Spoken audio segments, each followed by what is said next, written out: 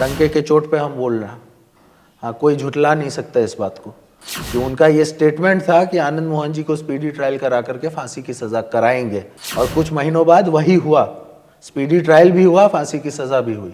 नीतीश कुमार जी धरना पे बैठे थे, जॉर्ज फर्नांडिस साहब भी उस समय थे। वो लोग भी मतलब बोले थे कि आनंद मोहन जी निर्दोष हैं। झूठ का पुलिंदा सीएम साहब ने उस दिन बांध दिया। 19 की रैली में जो जो वादे हुए थे, उस वादे का हिसाब करने के लिए 29 को जो हमारा जनवरी को कार्यक्रम है, 2019 में जो वादे हुए थे उसी का हिसाब करने के लिए 2022 के जनवरी में हम लोग ये सवाल पूछेंगे कि आखिर इतने साल में आपने किया क्या। सभी लोग जान रहे हैं कि आनंद मोहन जी के साथ गलत हो रहा है। नमस्कार, आप बिहार इन शॉर्ट्स देख रहे हैं।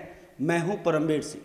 आज हमारे साथ बातचीत करने के लिए शिवहर से राजद के विधायक और पूर्व सांसद आनंद मोहन के बेटे चेतन आनंद मौजूद हैं।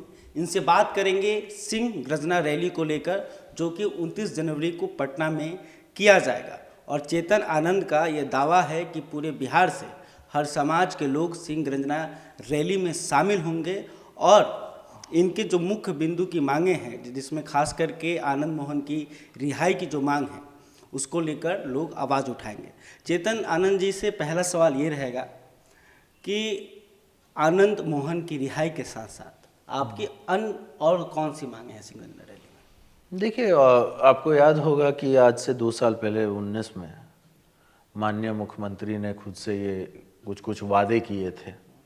महाराणा प्रताप जी के पुण्यतिथि पे मंच सजा था, उसमें हज़ारों की भीड़ थी, बहुत लोग आए थे, और उन सब के सामने इन्होंने ये वादा किया था कि पटना में महाराणा प्रताप जी की जो है एक प्रतिमा वो लगेगी। हाँ, और साथ ही साथ ये भी बोला था कि क्या कहते हैं, महाराणा प्रताप जयंती या पुण्यतिथि किसी एक अवसर पे बिहार में 1 दिवस से छुट्टी की घोषणा होगी। हाँ, और मतलब बेसिकली उस दिन तो आपको देखिए कि ऐसा लगा कि झूठ का पुलिंदा सीएम साहब ने उस दिन बांध दिया। 2020 में चुनाव था और उसी को लेकर के तैयारियां चल रही थी, और चुनाव में जितना जुमला उस दिन माननीय मुख्यमंत्री ने उस दिन गढ़ा, वो तो देखने के लिए है। और उसमें आनंद मोहन जी की भी बात की थी, बोले थे हमारे मित्र हैं, चिंतित हैं, तो हम तो उनसे पुराने साथी हैं, मित्र हैं, बात वही हुई। हाँ, तो मतलब बहुत सारी बातें उन्होंने कही थी, लेकिन ऐसा लगा नहीं कि मतलब कोई भी एक बात उनकी सच्ची हो। और जब हमने सवाल पूछा है विधानसभा में, तो सरकार की क्या मंशा है वो तो साफ हो गए। कम से कम हम लोग डार्क में नहीं हैं, और लड़ाई ही एकमात्र उपाय है, तो लड़ने से कौन डर रहा है। फिर जदयू के द्वारा ही 19 जनवरी को महाराणा प्रताप के पुण्यतिथि को ही लेकर एक बड़ा आयोजन किया जा रहा है। जदयू की तरफ से संजय सिंह ये मोर्चा संभाल रहे हैं, और कहा जा रहा है कि इस रैली में भी मुख्यमंत्री नीतीश कुमार आएंगे। तो नीतीश कुमार जो पहली रैली में उन्होंने चुनाव के समय, बिहार विधानसभा के चुनाव के समय जो उन्होंने वादा किया, लेकिन अभी तक वादा आपके ही द्वारा कहा जा रहा है कि नहीं पूरा हुआ है, तो फिर कैसे मुख्यमंत्री नीतीश कुमार राजपूत समाज के बीच में जाएंगे और कहेंगे 1 सालों में हमने क्या किया है? वो तो अब उनके ऊपर है कि वो लोग रैली रख रहे हैं, उसमें क्या कर रहे हैं क्या नहीं कर रहे हैं, उस रैली से हमको क्या लेना देना है। हाँ, लेकिन सच्चाई ये है कि हम यहाँ पर 19 की रैली में जो जो वादे हुए थे, उस वादे का हिसाब करने के लिए 29 को जो हमारा जनवरी को कार्यक्रम है, 2019 में जो वादे हुए थे उसी का हिसाब करने के लिए 2022 के जनवरी में हम लोग ये सवाल पूछेंगे कि आखिर इतने साल में आपने किया क्या। अच्छा चेतन आनंद जी, एक और सवाल है। सवाल ये है कि अभी तक कुछ लोगों को में लेकर रैली को लेकर भ्रम है कि ये रैली किसी खास समुदाय के द्वारा किया जा रहा है, या किसी खास परिवार के द्वारा किया जा रहा है, या किसी खास पार्टी के द्वारा किया जा रहा है। क्योंकि अभी जिस तरह से आप कभी राजपूत की करनी सेना की तरफ यहाँ जाते हैं, कभी क्षत्रिय महासभा के यहाँ जाते हैं, कभी अन्य दल के भी नेता से आप मिल लेते हैं, जैसे कि आपने समाजवादी पार्टी के जो नेता थे, आप उत्तर प्रदेश में गए थे, वहाँ पे मुलाकात की, फिर राजा भैया से आपने मिला, फिर अपने दिग्विजय सिंह से भी मुलाकात की, और फिर आप झारखंड भी जाते हैं तमाम लोगों के पास। तो ये थोड़ी जो है ना, थोड़ा भ्रम बना हुआ है कि आखिर ये इस रैली का मुख्य उद्देश्य क्या है और ये किसके द्वारा किया जा रहा है। उद्देश्य तो सिंपल ना है कि इसमें आपको क्या बोलते हैं, महाराणा प्रताप जी के पुण्यतिथि पे जो पिछले वादे थे जो पूरे नहीं हुए हैं, और आनंद मोहन जी के सवाल पे, दोनों ही सवाल पे ये रैली रखी गई है। और जितने भी हमारे चाहने वाले हैं, जितने भी हमारे लोग हैं जो चाहते हैं कि आनंद मोहन जी बाहर आए, सबसे हमारी मुलाकात हुई। सभी लोग जान रहे हैं कि आनंद मोहन जी के साथ गलत हो रहा है। आज आप चले जाइए इतिहास में तो आपको यही नीतीश कुमार जी धरना पे बैठे थे, बोले थे, तस्वीर भी अभी है। हाँ, धरना पे बैठे थे। जॉर्ज फर्नांडिस साहब भी उस समय थे, वो लोग भी मतलब बोले थे कि आनंद मोहन जी निर्दोष हैं। हाँ, और ये कहा गया था इनके द्वारा कि इनकी सरकार आएगी तो सीबीआई जांच होगी, न्याय मिलेगा। हाँ, जैसे ही इनकी सरकार आई, हमें क्या मिला? Speedy trial. और उस टाइम के आपको मैं बता देता हूँ, पीके शाही जी उस समय लॉ मिनिस्टर थे, उनका स्टेटमेंट कहीं पता कर लीजिएगा, डंके के चोट पे हम बोल रहे हैं। हाँ, कोई झुटला नहीं सकता इस बात को कि उनका ये स्टेटमेंट था कि आनंद मोहन जी को स्पीडी ट्रायल करा करके फांसी की सज़ा कराएंगे। और कुछ महीनों बाद वही हुआ, स्पीडी ट्रायल भी हुआ, फांसी की सज़ा भी हुई। तो मैं पूछता हूँ, ये कौन सा षड्यंत्र रचा जा रहा था कि लॉ मिनिस्टर पहले से जानते थे? 2006 में इन्होंने जो बोला है, जो स्टेटमेंट इनके मंत्री ने बोला, तो कौन सा षड्यंत्र था? और आपकी जैसे ही सरकार आई, आप स्पीडी ट्रायल करवाते हैं और आपके लॉ मिनिस्टर बोलते हैं फांसी की सज़ा कराएंगे। अभी फिर बिहार विधानसभा के समय जब आपने सवाल पूछे रिहाई को लेकर और परिहार को लेकर, आपने जब सवाल पूछे तो बिहार के सरकार की तरफ से ये साफ साफ जवाब दिया गया कि एक जिलाधिकारी की हत्या के मामले में आनंद मोहन जी दोषी हैं, तो उन्हें परिहार नहीं दिया जा सकता है। तो मंशा तो साफ है। नहीं तो हम ये बताते हैं, उस दिन तो बड़ा गुमराह करने की कोशिश की गई। ऐसा लगा जैसे कि मंत्री नहीं जज महोदय अपना डिसीजन ले रहे हैं। लेकिन सच्चाई ये है कि आपको सिंपल सी बात है कि उस वाले में क्या आनंद मोहन जी ने किसी के ऊपर कुछ किया था क्या? मतलब अगर वैसे भी आप देखिएगा उसका अगर आप डिटेल्स में जाइएगा तो उसमें कहीं भी केस में ये नहीं लिखा हुआ है कि आनंद मोहन जी द्वारा किसी की हत्या हुई हो। भड़काऊ भाषण का उनके ऊपर इल्ज़ाम लगा है, कोई मर्डर के वो मुजरिम नहीं है।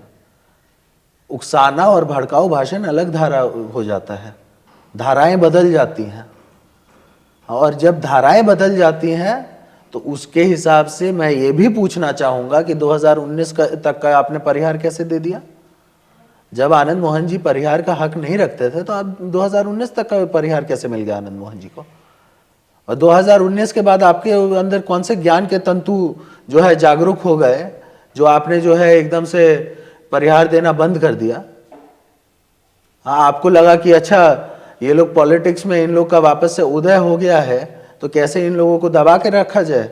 जनता सब देख रही है, और सबसे बड़ी अदालत जनता की अदालत होती है। विधानसभा उपचुनाव के समय सहरसा जेल में रेड भी पड़ी है, जिसमें आनंद मोहन के वार्ड से कुछ मोबाइल फ़ोन भी बरामद किए गए। तो जिसके बाद खुद आनंद मोहन जी ने कोर्ट जाते समय ये कहा था कि नीतीश कुमार पर उन्होंने डायरेक्ट हमला बोला था और कहा था कि वो एक तरह से हमें अगर ख़त्म करना चाहते हैं तो जेल में ही जहर दे दे, खाने में जहर दे दें। तो आपको क्या लगता है कि कहीं इस तरह से जैसे वार्ड में छापेमारी होना, फिर परिहार ना मिलना, है ना, तो ये तो डायरेक्ट आपको संदेश दिया जा रहा है? नहीं तो ये तो हमको क्या, जनता देख रही है, जनता समझ रही है कि क्या चालबाजी है और क्या किया जा रहा है, क्या नहीं किया जा रहा है ना। इसमें हम क्या बोलें? इसमें तो मतलब जो मौजूदा सरकार है वही ना जवाब देगी भाई कि ऐसा क्यों कर रहे हैं आप। हाँ, और कभी भी पॉलिटिक्स पक्ष विपक्ष की हो सकती है, लेकिन इसको पर्सनल लेवल पे कभी नहीं बनाना चाहिए। अनफॉर्चुनेट है ये बिहार के लिए कि ऐसा लग रहा है कि मानो जैसे आनंद मोहन जी से पर्सनल दुश्मनी निकाली जा रही है। एक लास्ट सवाल है कि सिंह गर्जना रैली को कितना समर्थन मिल रहा है और भीड़ का क्या अनुमान है चेतन आनंद? नहीं, बहुत लोग आएंगे उस दिन, आप देखिएगा। हाँ, और बहुत लोग गुस्से में हैं।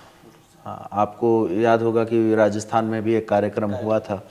हाँ, और उधर भी मेरी माँ श्रीमती लवली आनंद जी उधर गई थी, हमको भी इनवाइट था उधर, हम भी जाने वाले थे, लेकिन हमारे क्षेत्र में कुछ ऐसी हादसाएं हो गई थी जिसमें हमको जाना ज़रूरी पड़ गया था। तो ये अपने आप में दिखाता है कि आज सभी लोग ये देख रहे हैं कि आनंद मोहन जी के साथ गलत हो रहा है, और गलत के खिलाफ कोई चुप नहीं बैठ सकता। चेतन आनंद जी, पटना में जगह मिल गया रैली के लिए? अब डाल तो रखे हैं बहुत टाइम से, सरकार इनकी है, देखिए अब ये लोग क्या करते हैं। लेकिन हम लोग को जगह मिले नहीं मिले, मिलर हाई स्कूल का मैदान मिले नहीं मिले, हम लोग तो रैली करेंगे, चाहे सड़क पे क्यों ना करना पड़े। अच्छा, एक और सवाल है कि अगर बिहार में अगर फॉरवर्डों की बात की जाए, है ना, सवर्णों की बात की जाए, तो आज के समय में सबसे ज़्यादा मजबूत राजपूत समुदाय है, मैंने संख्या के हिसाब से सबसे अधिक सांसद इनके पास हैं, सबसे अधिक विधायक 28 विधायक इनके हैं। इसके बाद भी इनके ही समुदाय से आने वाले नेता के साथ इस तरह के जो व्यवहार हो रहा है, जैसे आप आरोप लगा रहे हैं, तो क्या नहीं लगता कि जिस जाति के वोट से ये लोग जीत के आ रहे हैं, है ना, तो आवाज़ उठना चाहिए, हर किसी को पार्टी का जो एक कड़ी है उसे तोड़ना चाहिए? नहीं, देखिए, हमने तो सबको बोला है कि हमारा जब ये क्वेश्चन भी हम पुट अप कर रहे थे तो उसमें जेडीयू के भी विधायक ने साइन किया था, उसमें बीजेपी के विधायकों ने भी साइन किया था, सब लोगों ने साइन किया था। हाँ, हमने इसे कभी भी अलग नहीं रखा, लेकिन हाँ, पार्टी विशेष अगर कोई सोचता है तो उसकी सोच हम नहीं ना बदल सकते हैं। हाँ, सिंपल सी बात है।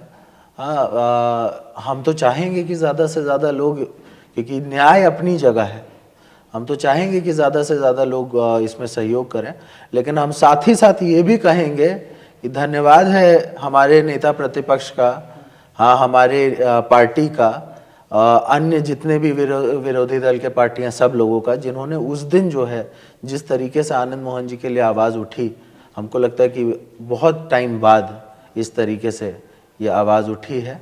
हाँ, और ये आवाज़ अब दबने नहीं वाली है। हम लोग लड़ाई लड़ेंगे, अगर लड़ाई करके ही हम पहले भी बोलते आए हैं कि हमारे परदादा जो हैं वो आपको क्या कहते हैं, हाँ, स्वतंत्रता सेनानी थे, कोसी के गांधी कहलाते थे। हाँ, हमारे दादा भी लड़े, हाँ, मेरे पिताजी भी जेपी सेनानी थे। तो हमारे हक में जो ये लड़ाई आई है उससे पीछे थोड़ी ना हट जाएंगे, डट के मुकाबला करेंगे, और जब तक आनंद मोहन जी की रिहाई नहीं होगी तब तक मुकाबला करेंगे। अच्छा, अभी एक बाबू कुंवर सिंह की जो चौक नाम जी था, हाँ, उसको हटा दिया गया था बिहटा में। जी हाँ, जी उसको हाँ। लेकर आगे क्या बातचीत? नहीं, बिल्कुल, हम लोगों ने ये उधर भी बात की है। हाँ, डीएम और इन लोगों से हम लोगों की बात हुई है। हाँ, उन लोगों ने आश्वासन किया है कि जल्द से जल्द जो है उसको रीइंस्टेट करवाना है। हाँ, और उसके लिए भी देखिए, हर जगह जहाँ पर भी कोई गलत होगा, कोई बाबू वीर कुंवर सिंह किसी जात के नहीं थे, उन्होंने पूरे हिंदुस्तान के लिए लड़ाई लड़ा था। और उस समय के जो है जनरल टॉड हुआ करते थे, हिस्टोरियन अंग्रेज़ों के, उन्होंने बोला था कि अगर कम इनकी उम्र होती तो उसी टाइम जो है हम लोग भारत को फ्री करवा लिए होते अंग्रेज़ी हुकूमत से। लेकिन खैर, इतिहास के साथ अगर छेड़खानी हो रही है तो वो भी हम लोग बर्दाश्त करने वाले नहीं हैं। तो आनंद मोहन जी की रिहाई को लेकर चेतन आनंद लोकतांत्रिक तरीके से, यानी कि प्रदर्शन करके, धरना देकर और रैली कर सरकार के खिलाफ आवाज़ उठाएंगे और आनंद मोहन की रिहाई के लिए आगे भी यह काम करते रहेंगे। इसके साथ ही समाज या बिहार में कोई भी गलत काम किया जाएगा तो चेतन आनंद का कहना है कि वो हर जगह जाएंगे और जाते भी हैं, हम लोग देखते रहते हैं। तो अब देखना होगा कि 29 जनवरी को सिंहगर्जना रैली में कितनी भीड़ पहुंचती है और आनंद मोहन की रिहाई को लेकर जो आवाज़ उठेगा वो आवाज़ कहां तक जाता है। बहरहाल, अभी तक आपने हमारे चैनल को सब्सक्राइब नहीं किया तो तुरंत कर लें। आनंद मोहन की रिहाई को लेकर आप क्या सोचते हैं, कमेंट करके बताइएगा। वीडियो फेसबुक पर देख रहे हैं तो हमारे पेज को भी लाइक कर लीजिएगा। धन्यवाद।